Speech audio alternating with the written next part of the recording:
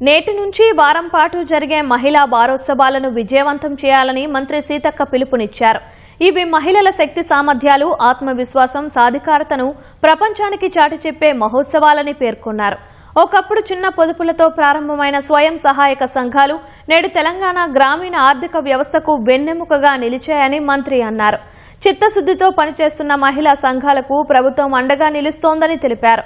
ఈ మహిళా వారోత్సవాలను ప్రతి మహిళ తన ఆత్మగౌరవ పండుగగా భావించి పెద్ద ఎత్తున పాల్గొని విజయవంతం చేయాలని మంత్రి సీతక్క పిలుపునిచ్చారు.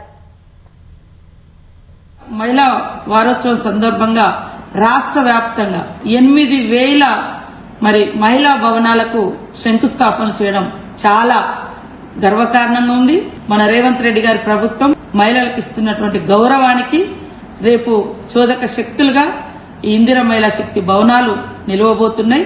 కాబట్టి ప్రతి ఒక్కరు కూడా మహిళా వారోత్సవ కార్యక్రమంలో పాల్గొని సాయంత్రం 4 గంటలకు ముఖ్యమంత్రి గారితో ముఖాముఖి ఆయా జిల్లా కేంద్రాల నుంచి మా మహిళా సోదరిమణులు, మా సంఘ సభ్యులందరూ పాల్గొని మీ యొక్క ఆర్థిక ఎదుగుదలను, మీ యొక్క గుర్తింపును ముఖ్యమంత్రి గారితో ముఖాముఖిలో పంచుకోవాల్సిందిగా కోరుకుంటూ ఈ పండుగలో పాల్గొని మన ఆత్మగౌరవాన్ని చాటుదాం.